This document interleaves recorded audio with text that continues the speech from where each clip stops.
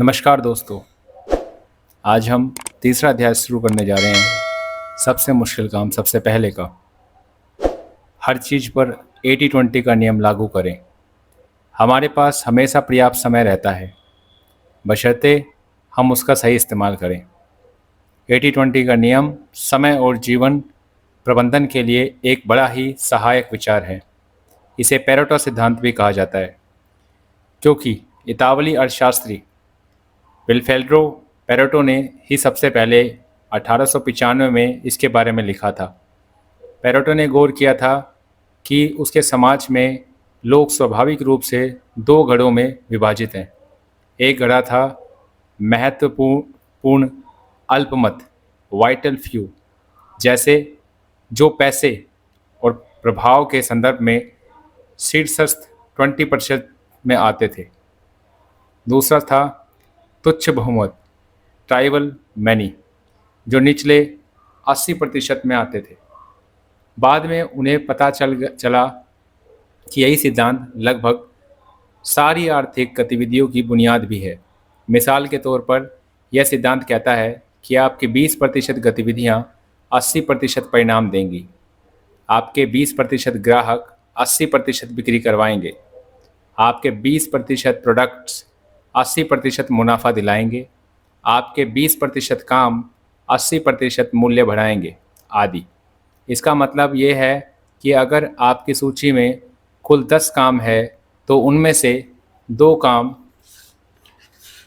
बाकी सबसे 5-10 गुना ज़्यादा मूल्यवान होंगे। कामों की संख्या बनाम उनका महत्व। यहाँ मैं एक दिलचस्प खोज के बारे में बताना चाहता हूँ। 10 कामों में से एक को पूरा करने में समान समय लगता है, लेकिन उनमें से 1-2 काम बाकी किसी भी काम की तुलना में 5-10 गुना ज़्यादा मूल्य का योगदान देंगे। अक्सर 10 कामों की सूची का एक काम बाकी 9 से ज़्यादा मूल्यवान हो सकता है। मतलब ये वही काम है, ये वही मेंढक है जिसे आपको हमेशा सबसे पहले निगल लेना चाहिए। क्या आप अंदाज़ा लगा सकते हैं कि आम आदमी अक्सर किस काम में सबसे ज़्यादा टाल मटोल करता है? दुखद सच्चाई यही है कि ज़्यादातर लोग उन शीर्षस्थ 10 से 20% कामों में ही टाल मटोल करते हैं जो सबसे ज़्यादा मूल्यवान और महत्वपूर्ण होते हैं। महत्वपूर्ण अल्पमत। इसके बजाय वे न्यूनतम महत्व के 80% कामों, तुच्छ बहुमत में व्यस्त रहते हैं, जो परिणामों में बहुत कम योगदान देते हैं। इस टॉपिक से मुझे समझ में आता है कि जिस तरह से लोग अपने कामों की संख्या को देखकर घबरा जाते हैं, वो घबरा ना करके बल्कि उनको उन कामों में अपना समय लगाना चाहिए जो उनको सबसे ज़्यादा फल देंगे। अब हम अगले टॉपिक की तरफ चलते हैं। इसी के अंदर अध्याय 3 का ही।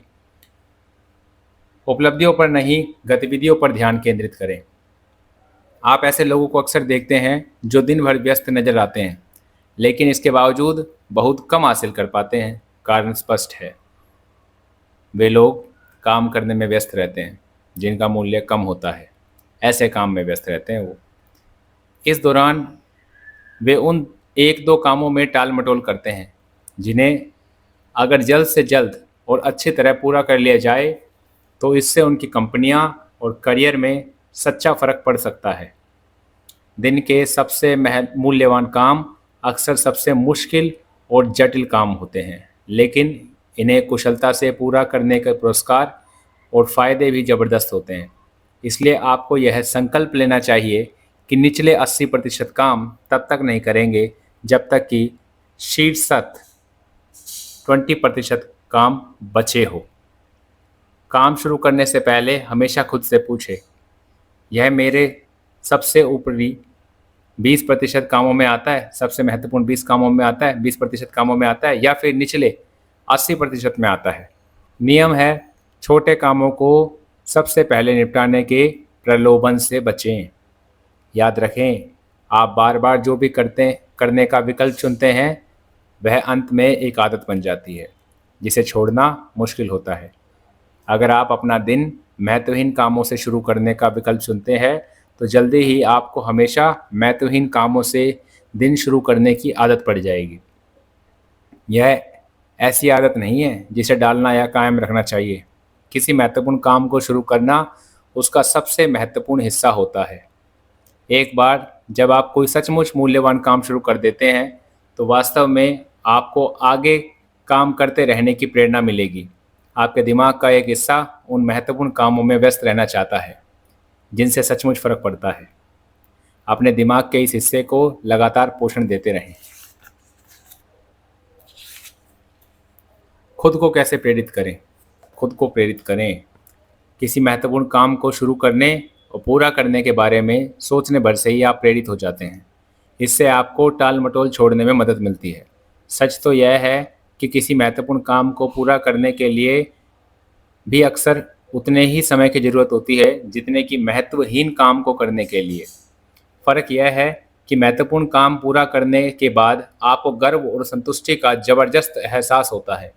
बहरहाल, आप उतना ही समय और ऊर्जा खर्च करके कोई मूल्यहीन या महत्वहीन काम पूरा करते हैं तो आपको बहुत कम संतुष्टि मिलती है या जरा से भी नहीं मिलती। समय का प्रबंधन वास्तव में जीवन का प्रबंधन है, स्वयं का प्रबंधन है। यह दरअसल घटनाओं के क्रम को नियंत्रित करता है। समय प्रबंधन का अर्थ है इस बात पर नियंत्रण करना कि आप अब अगला काम कौन सा करेंगे, और आप हमेशा अपना अगला काम चुनने के लिए स्वतंत्र होते हैं। महत्वपूर्ण और महत्वहीन के बीच में विकल्प चुनने की आपकी काबिलियत जिंदगी और काम धंधे में आपकी सफलता तय करने वाली अहम कुंजी है। असरदार और उत्पादक लोग खुद को इस बात के लिए अनुशासित कर लेते हैं कि वे सबसे महत्वपूर्ण काम से ही शुरुआत करें।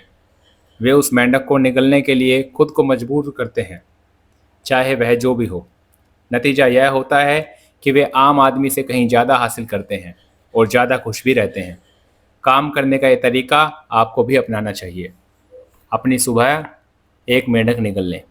जीवन में अपने सभी वर्तमान प्रमुख लक्ष्यों, गतिविधियों, प्रोजेक्ट और जिम्मेदारियों की सूची बना लें। उनमें से कौन से शीर्षस्थ 10 या 20% कामों की श्रेणी में आते हैं जिनसे आपको 80 से 90% परिणाम मिल सकते हैं।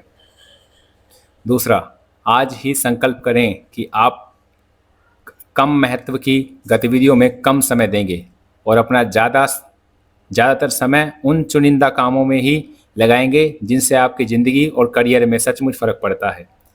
तो ये चैप्टर हमने आज कंप्लीट किया। तो आई होप सो आपको समझ में आया होगा। 3rd चैप्टर हमने कंप्लीट किया है।